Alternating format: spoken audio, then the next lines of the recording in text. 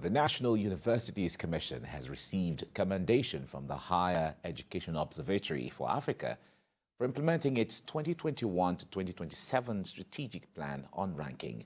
A result of this effort is the top ranking of Nigerian universities in the academic ranking of world universities, one of the most respected ranking schemes in the world, which was released last month. The University of Ibadan, Federal University of Agriculture, Abeokuta, and Obafemi Awolowo University shone in the global ranking, with the University of Ibadan appearing in the 800 to 901 band for the first time in the history of the ranking, which began in 2003. It uses 6 objective indicators to rank world universities, including the number of alumni and staff winning Nobel Prizes and Fields medals, number of highly cited researchers, number of articles published in the journals of Nature and Science, the capita performance of a university, among others. Now, more than 2,500 universities are ranked by the ARWU every year, and the best 1,000 are published. This is the crux of our discussion next. So joining us from Abuja right here, we were thinking he was going to be in Abuja, but he is right here with us in the studio, is the Chairman Governing Board of the Higher Education Observatory for Africa, Professor Emeritus Peter Okebukola. It's nice to have you join us here, Professor. I'm very happy to be here. If I have my way, I'll roll out the red carpet for you now. Hi. This carpet is red. This carpet is red. Good to see Wonderful. you. Good to see you too. Great. Thank you. Yeah. Now, universities ranking, it's the last decade has drawn Nigeria's attention to. Nigerians wait for it to see what the rankings will be, and then some universities use it as bragging right and all of that. But Of course. at a time like this, when universities are on strike, and then we're seeing the ranking of universities, how proud or not proud are you? Let me start from there. Yeah, I'm very proud. And as you introduced us, if you like, we have this Higher Education Observatory for Africa. It's like a geostationary satellite looking at the whole of the continent in higher education. This observatory looks at quality, relevance, equity, and all of these measures in higher education for all 55 African countries. And when there's a success story, we'll publish and we applaud. When there are failure stories, we publish and chide. For this, we're extremely happy about ARWU. ARWU is one of about 6 ranking schemes in the world. Maybe I'll tell you the others. We have the Webometrics ranking. What Webometrics does is to look at the web presence of the university in terms of scholarship, in terms of other academic resources. And on the basis of 5 metrics, add these up, discuss of these up, and then rank. We have the Times Higher Education rankings, which has two components. One is the academic ranking of world universities, which is the Times Higher Education World University Rankings, which takes on 15 indicators or metrics and measures all the universities on this and then rank. But you see, there are 31,200 universities in the world today, 1st of September 2022. Wow. Now, what happens is that you have some qualifying score. So you got to have at least 1,000 citations for the entire university on Scopus. So if you have 1,000, then you're eligible to come in. Scopus. Scopus is a platform for displaying the publication profiles of individual scholars. So let's take Dr. Mashere, for instance, who we are very proud of, and who will look at how your research, how others are citing your research. And you know that I will cite your research if I find it to be relevant, if I find it to be classy, if I find it to be in fact, exemplary. To add to that, in fact, yes. 2 of his books were recommended Wonderful. in one of Wonderful. programs we attended. Congratulations. So that's it. So you are cited by others. So it is this metric of citation that is documented in Scopus. Scopus, as I said, is a platform. It's an international platform for, it's a repository for all of these activities of researchers. So if the 2 of you were to be the university and the only 2 scholars in the university, you know, add your own, and if the summation, the sigma, is 1,000, then you are eligible to be ranked by Times Higher Education. So Times Higher Education will now take all those that have passed the eye of the needle, all those camels that have passed the eye of the needle, and then add up several other metrics, including reputation, including percentage of international staff, international students, percentage of professors and all of that, and add up all of this and then rank. So you have the number 1, you know, they are the usual, Harvard, MIT, Cambridge, Oxford, and all of that. They're always there. Princeton. Okay, Princeton, they're always there. And when you get up to the 1,000, then they skim off. They only publish the 1,000. So that's Times Higher Education. They have the academic ranking of world universities, which started in 2003. Academic ranking of world universities is the most, in quotes now, feared.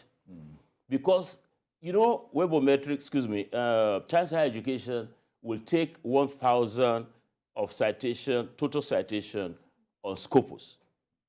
Academic ranking of universities will not touch the university if you don't have a Nobel Prize winner in your university. If you don't have a Nobel Prize winner that you have produced as a graduate of your university, they won't touch you. As an alumni? As an alumni of your university, they won't touch you. Wow. You know, for a long time. So we, put them aside. But suddenly, we found that this year, University of Ibadan came in there. And I was curious, because I'm part of all of these global ranking schemes. I go to their labs and all of that. And I found that I've been following this thing for years. Oh, yeah. Actually, sir, when I was executive secretary of the National Universities Commission 21 years ago, Nigeria started the first ranking in the whole of the continent. Wow. Yes, in 2001. You know, Times Higher Education started in 2003. Academic ranking of universities started in 2003. So back to this academic ranking thing. So I then found out that they tweaked the metric a little bit to say, okay, fine, if you don't have a Nobel Prize winner, you have to have a field medal in mathematics. You got to have somebody who is highly cited, highly cited researcher. And we have 2 of them at the University of Ibadan, solid cited researchers. So they managed to push, we'll talk about that. They managed to push UI into that cluster where they can be ranked. And happily we don't have Ibadan, coming up this way. So it calls for celebration. Now for the other 2 universities, they are ranked on the basis of their disciplines. Actually. Yes, other 3 universities, they are ranked on the basis of the discipline. You see, ARWU wasn't going there before, but decided to say, okay, fine, let's look at medicine. Which universities in the world are best schools for medicine, for engineering, for psychology, for all the disciplines? So that's what we have there. Let me get on to the next one, Clarivate ranking. Clarivate is another ranking scheme. And the last 2 years, another came in. It's called the AD Scientific. The AD Scientific works mainly on Google Scholar citation. Google Scholar is another set of metrics where it's based largely on citations. So you get those who have cited your work since you started publishing. You have that as the overall citation. And then you have the H10 index, and they have the I10 index. The I10 index is how many persons, how many scholars have cited Dr. Masheye 10 times for one particular article. Let's take that as book. Wow. So that's for me, that is the bottom line of the measure. It's called the I10 index. So the last 5 years, how many scholars have studied that your book 10 times? So it shows a measure of your global acceptability in the research firmament. Okay. So you have the clarivate, you have the scientific. So of all of these, as I said, the ARWU is Number one. Wow. And the types of education comes up next. I've done a lot of comparisons of these ranking schemes. And so types of education comes next. AD scientific is coming up next, and then webometrics, and it goes all the way like that. Yes. Then we have Federal University of Technology. Yes. It's in the band 200 to 300. 300 so that is huge. impressive. Yes. That's very impressive. And also UNN on psychology. That's also very impressive. Psychology and IFE on dentistry. On dentistry. Yes. And this, what did these universities do that brought them up immediately? Because nobody saw this coming. We were kind of blindsided. Yeah, that's... But you also have to, before you talk about what they did, how did you get all of this into reckoning?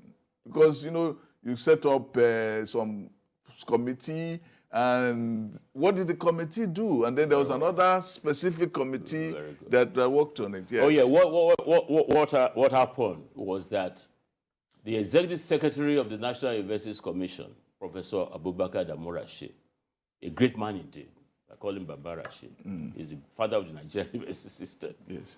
He said, look, the universities in Nigeria not being well ranked would be due to a number of inhibitors. So we identify these inhibitors. One would be the research infrastructure, institutional research infrastructure. The other would be human capacity, the capacity of the researcher. What will get you to be trained in modern methods of conducting research, contemporary methods of conducting research. The third is incentivization of the researcher. You've done so well, we're going to give you this to support you. So 2 years ago, he set up a committee to ensure that all these inhibitors will address them and take them off the radar. And we worked with I chair that committee, by the way. So we worked with the entire Nigerian university system to come up with a strategic plan for ensuring, and it's going to happen, for ensuring that by 2030, 10 Nigerian universities are among the top 200 in the world. 10 Nigerian universities. It's going to happen. We've laid out the strategic plan, and we are following it very, very closely. So to answer your question, one thing we did was to get all the scholars in our universities to subscribe to Scopus and to Google Scholar. If, for instance, Dr. Masheye does not enroll in Scopus, does not enroll in Google Scholar, then all your brilliance is under the table. Under the bushel. It's under the bushel. Wow. So we're asking everybody. In fact, a vice chancellor, like I said, I don't want to mention this, a vice chancellor in one of our great universities in Niger Delta told the staff, all the staff, if you don't enroll in Google Scholar, it doesn't cost them anything. It's just for you to go to Google Scholar, just like enrolling in Facebook or something. And what Google Scholar does is to now search the whole World Wide Web, the whole internet, for all your citations, and then list you. Because that is what all the ranking companies, if you like, are going to draw data from. From there, yes. So Scopus to the same. Now, what had happened was Professor Abubakar Damorashe said, let us restart the ranking of Nigerian universities last year. As I said, when I came into office, I started the rank in 2001. We started the ranking at NUC. So we did it until I left office in 2006, and the thing went down, or dead, so to speak. or went into limbo. Abeyance. Abeyance, yes. So Professor Abubakar Emora says, oh, let's get this thing rolling. So it is a spin-off of that exercise that is causing everybody to wake up now. And I'd like to let you know, it's a conjecture that, or hypothesize that, if all the professors in the Nigerian university system today, we have about 10,800 full professors in the 219 universities. If we all sign on to Google Scholar, sign on to Scopus, in another few years, we'll all be flying very, very high on the global ranking scale. Because, look, some people in Nigeria say, oh, Nigerian professors or Nigerian scholars are not so good. But I want to openly say that I've surveyed the entire 55 African countries, their higher education systems, the university systems, and I know that except 1 or 2 countries of the 55, they cannot beat the average Nigerian professor. Wow. In terms of scholarship, no, look, if anybody has, sorry, Dr. Mashe, if anybody has has data to contradict what I said, so let them bring the data out. Anywhere you went, any conference you went, a Nigerian professor is highly regarded. Excuse me? It's always there and highly regarded. And yes. highly regarded. Yes. So all this talk about Nigerian this thing, they're talking their own. You see, when somebody has not seen the farm of others, he will say his father's farm is the best or the worst. And the biggest. But I'll be able to see several farms. And I, Peter Okebukola, can confirm that the scholars in Nigeria are really good. All we need will be better resourcing. We need motivation. And if we do that, Harvard no go beat us. The thing I always wonder is this: Yes. is that in most of these universities, when they do their researches, Yes. their researches are usually based on local experience and so on. Yeah. We do our own experience and do papers on many things that are very fresh to the world. Yeah, whether it is traditional medicine, whether it is a sociology, somebody writing a thesis on Molwe and the psychology of the Nigerian or health. And it excites the world. It excites the world. Exactly. And many people Because have written they're new and fresh. They're new and fresh. Many of them are written and nobody reads them in the world because you just wrote them and put it in the corner. I'll tell you something, Dr. Mashe. You are just a brilliant man. It's always. Thank you. Now, while I was in course now growing up in research, we're looking at models of addressing students on their achievement in science, in STEM, if you like, science, technology, engineering, and mathematics. So, there was a professor in Israel, Professor Pink Tamir, who was working on cognitive preference testing. I had to go to him in Hebrew University, and I studied the methodology he was using.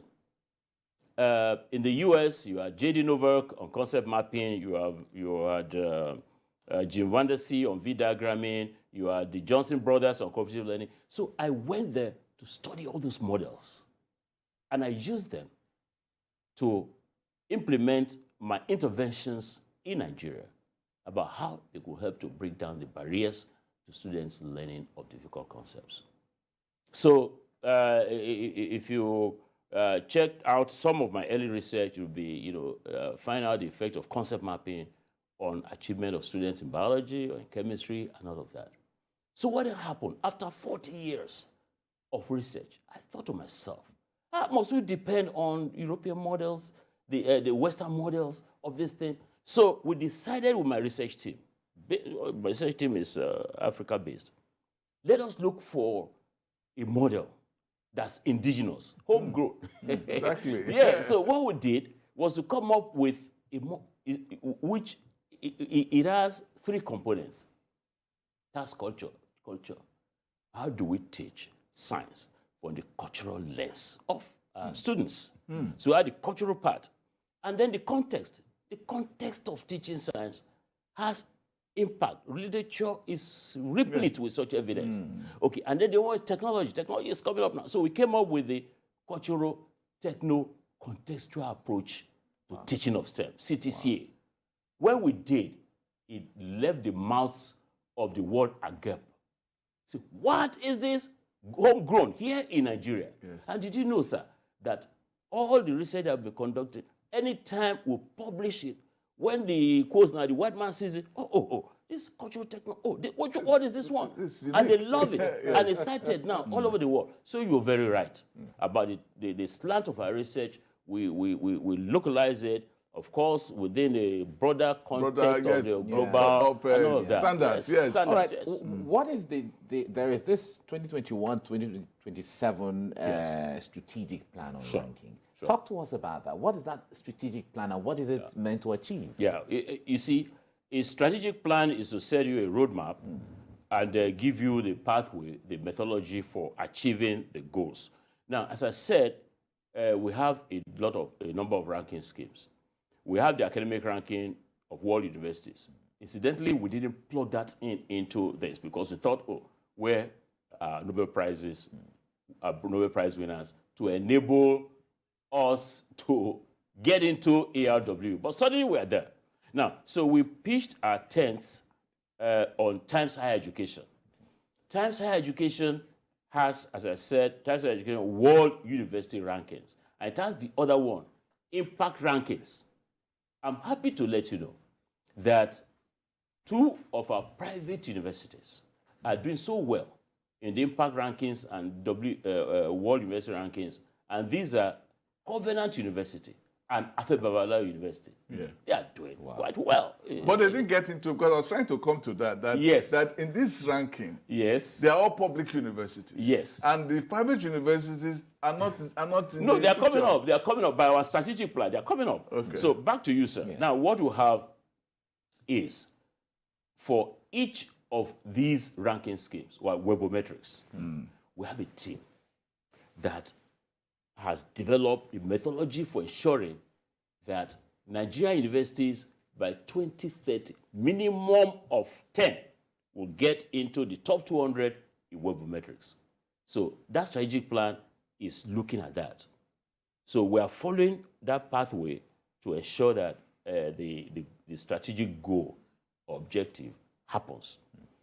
For the Times Higher Education, we are doing the same. Now, just on the side though, there was an advertisement and I was applied and I was put, the only African being represented on the board of the Times Higher Education. Really? Oh, yes. Wow. Yes. Yeah, I'm very happy. I'm very happy about that.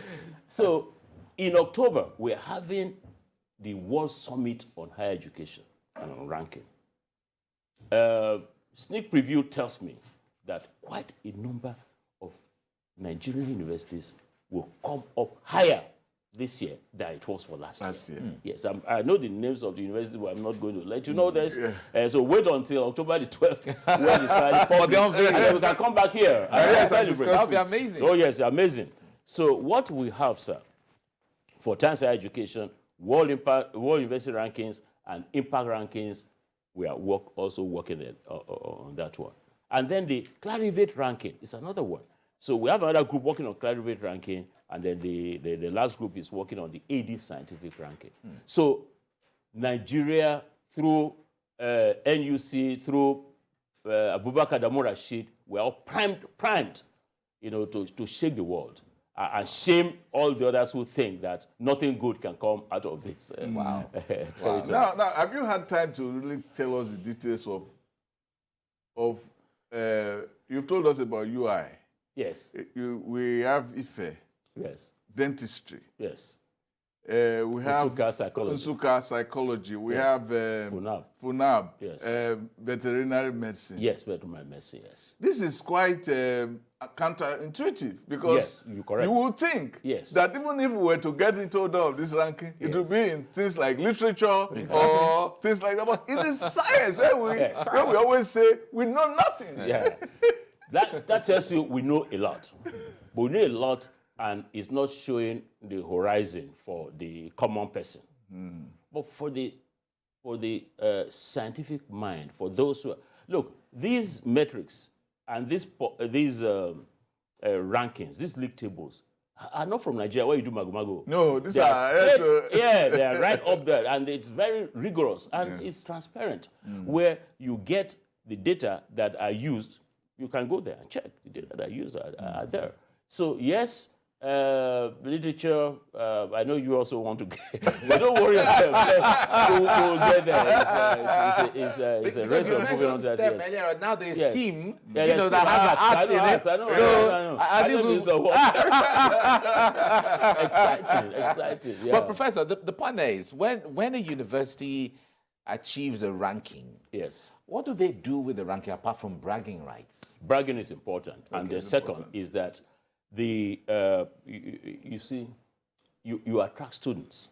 Oh, you attract. Let's take Abeokuta University, where I serve on the board of regents. You see, Abeokuta University is one of the fastest growing universities in terms of scholarship, in terms of impact, in quality, in terms of whatever entrepreneurship is going on there.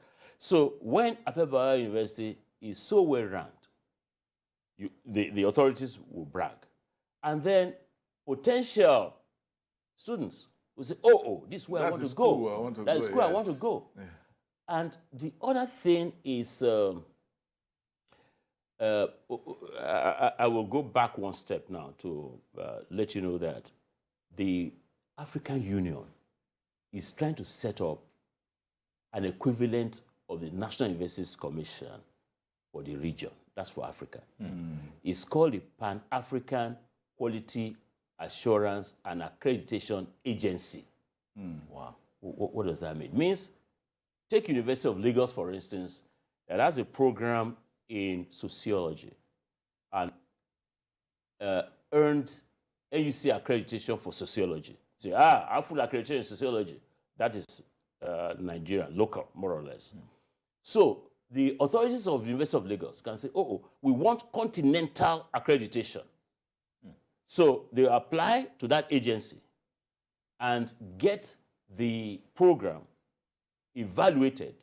And if they are good to go for accreditation, then they are accredited. So the sociology graduate of University of Ibadan, Lagos, can say, I'm coming from University of Lagos. I have sociology. You have Continental accreditation. Yeah. You become a currency that is now more globally acceptable. Yeah. Okay. So this ranking thing will enhance the global acceptability of the products of these universities. Now, the Pan-African Quality Assurance and Accreditation Agency that I mentioned will meet sometime in October to finalize it. That's at the EU. Incidentally, I chair the technical working group to make that thing to happen. Okay. So when that happens, all of these universities are getting well-ranked. We also have surface, so to speak, at the Pan-African Quality Assurance Accreditation. And it also attract funding. Oh yes, also attract funding. Okay. Exactly. Yes. So if you apply for a grant or whatever somewhere, they will look at your ranking and you say, Abeokuta University or Covenant University or Ibadan or FUNAB or IFE or this or UNN. Oh yes, this is somebody we can trust with our funds. With our funds, yes. Wow. Yeah, there's also, I've always seen the ranking in the past, this idea of professor or teacher to student ratio. Yes. That is one of the real drawbacks in Nigerian universities. Yes. But good enough, sir. Good enough. That teacher-student ratio is now taking a back seat little by little because technology has now come for us to deliver. Look, I chair the Council of the National Open University of Nigeria. Do you know how many students were enrolled there? 600,000. Whoa. Now, I told our minister, a great man indeed, Malam Adamu Adamu, that look, in another 3 years, we're going to hit the 1 million mark. We're going to have 1 million students enrolled in National Open University of Nigeria. So if you're not looking at a teacher-student ratio, you find that it's warped. But the open and distance learning delivery system enables you in sociology or in pharmacy or engineering to reach out to many more students. So the matter of teacher-student ratio is regressing. Yeah, but in that context, standing on that question, in that context, when students, the 1 million students, for instance, Yes. when it comes to the point where they have to be assessed Oh, yes. based on test exams or whatever kind of assessment, how do they handle that? Oh, that's very easy. That's no. It's not cumbersome. Okay. Technology also. Technology also. Okay. Yesterday, we had a graduation ceremony for Module 5. You see, NUC, National Open University, partnering in delivering what we call a virtual institute for capacity building in higher education. Mm-hmm. Now, we graduated 271 this module on strategic planning, on vice chancellors, director of academic planning, deputy vice chancellor, and all of that. We ran the thing for 8 weeks. Every week, on Wednesday, they do discussion forum. We put the forum topic and you post. So you have actually about 304 were the active students, but only 271 graduated. So every week we have to mark the posts. So we have mechanisms for making that to happen. Mechanisms will include human intervention and technology intervention. And then every week they do the weekly tests. So you have all of these things coming up to 300 participants coming to do weekly tests. You have projects written, you have all manner of things. So there are systems where the assessment is both by human intervention and also by technology. Did you know that Indira Gandhi National Open University in India has 6 million students? Wow. 6 million students. So the world is changing, sir. The world is changing. The lens that we're looking at it from the old type, okay, you have 20 students in my class and all that, completely changing. Yeah. If you know the COVID-19 thing brought to the fore the matter of technology. Yes. Now, these universities that have been so ranked, especially look at, for instance, in Nsukka, it was in the 400, 500 band. Yes. In psychology, for instance. Yes. Have we gone to there to look at what are they doing in those specific places? Yes. FUNAB with veterinary science, IFE with dentistry, for instance. So have we told the stories of these departments in this university and see what they are doing differently? That's why I say, Dr. Marshall, you're a brilliant man. That's what I'm taking away. That's what I'm taking away from this session. We're going to go back now and find out what they're doing. And we're going to document the case studies and then share with others so that we can have that practice escalated everywhere. Thank you, sir, for that. Amazing. Amazing. What is the place of infrastructure in? Because for us laymen, when you go to a university, you tend to assess the university based on some of the structures they have. You know, you enter their lecture halls, you know, what they have, their toilets and so on.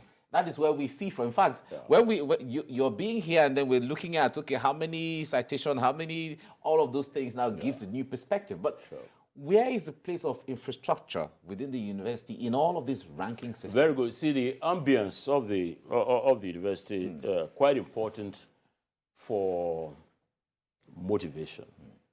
You get into a university and it's like a glorified secondary school. As a lecturer, as a researcher, as a student, you don't feel happy. You want to use the bathroom or toilet, you know, you find that the whole place is something else. So in terms of the individual in the university, members of the university committee, it is deleterious to the motivation of the workers. But in terms of the ranking, it plays little or no direct role. Little or no direct role. Because the who does not make the monk. Yes. You see, you get into a university, even if you went to Harvard, the buildings are looking old and all of that kind of thing. But the human elements there, the work that they do. So you have to fall back now on the metrics. What are these things measuring? They are measuring research. The bulk of it is research. Research capacity, the research output. And related, that's why I say it's not direct. The indirect one is that if you don't have a good lab for veterinary medicine, how will you do your research? Exactly. Yeah, but let me tell you, if you like, maybe I'm putting in quotes now, the tricks that we use here. You partner other colleagues. You don't have a good lab in veterinary medicine, maybe in FUNAB. They have good labs, though, by the way. So you partner colleagues in South Africa, in Europe, in North America, Asia, and all of that. For research. So for your research. Yes. So the days of saying Omaseye 2022 are gone. Yeah. So it's Omaseye, Okebukola, and whatever. Exactly. No. You still use etal, right? Yeah, they do. So that together, because when you look at a problem that you want to solve, research is about solving problems. Somebody will look at it from the lens of the statistician. Somebody will look at it from the lens of you see, different people are differentially talented. So when you take a problem and you see, if you looked at the co-authors of a research paper, yes, there's a lead author who may have conceptualized the problem and who will have applied his or her knowledge or skills to tackle some aspect, but that researcher may not be solid in analysis, may not be solid in even writing the paper up, may not be solid as well as the others in doing a few other things. So when they collaborate, or may not even have the lab. So you are there in one university in Nigeria talking about the problem, some bovine challenge, something that relates to maybe the pig or the horse or the cattle, but you don't have the lab. But I see Omaseye in UK. Are you in the UK now? Yeah, okay. In UK. With a great lab. Yeah. And I write to him, yeah, I have this thing. Oh, yeah, that's good. That's a good problem to be solved in Africa and everywhere else in the world. So we use your lab. So you are a co-author there and so on. So that's the... It's just like a law, like law, for instance. Exactly, sir. I mean, the law is supposed to be about our own experience. Yes. So when you write about law theory, jurisprudence, and all of that, you're using local material. Yeah. And then you can come up with theories and all of that. So you don't even need to go far. Exactly. You don't need to find on literature or study of our own history. You need to be local to be international. So to summarize my answer to your question, how do all of these big buildings fit in? They don't fit in directly because the metrics are on percentage of international students, percentage of international staff, and all of that. But to get percentage of international students, then your hostels will have to be good. Exactly. To bring from Ghana, security has to be good, and all of that. So it's just indirectly. And then research, as I said, is a hurt. The poet Shelley once said that we need the power to imagine what we know. Oh, yes. So we know something. Yes. But if we don't imagine it, we'll know what to do with it. Exactly. That's what you guys have done. Absolutely. That the thing was already there. Oh, yes. Exactly. We had to imagine it in order to know. You know, to and know understand the value of it. Imagine it, right, and not the value. So people can now say, oh, I don't have to go take my child to Harvard to study or to MIT to study psychology. Yes. Nsukka is here. Exactly. It's rated exactly. high. That's it. I don't have to take my child to go to Oxford to go and study what do you call it? Dentistry. Dentistry, yes. Because if is there, yes. It also says like that. Yes. And the happy thing for me, among others, it's good for all the foreign exchange. Then we spend sending children. You can do that here because you're getting the same value. Exactly. The joy for me, I tell you, is that you see, if these data were published by a Nigerian consortium or company or whatever, but these are published by the people that know how to do these things and objectively done. So. It's a thing of in the professor, you talked about different ranking schemes here and there. Yes. Why not merge everything together so there's just one whole bunch that has different aspects? No, it's democratically done. Yes. And you see the different ranking schemes have their own thrusts. Okay. Times Higher Education is going to recalibrate its metrics from next year. It's called Times Higher Education World University Rankings 3.0. So they decide on what they do. There's also QS ranking. QS ranking has its own thrust. But of all of them, I mean, among all of them, the central thing is research. Because university, research, teaching and all of that. So they cannot merge because they are all standing on their different platforms and doing the things they want to do the way they want to do it. Yeah, maybe a day will dawn when all of them will come together and you have. It's always amazing that when you look at the top 20 every year, every year, most of the universities are in the United States and Great Britain. That's what correct. does that tell us about education in the world? Yeah.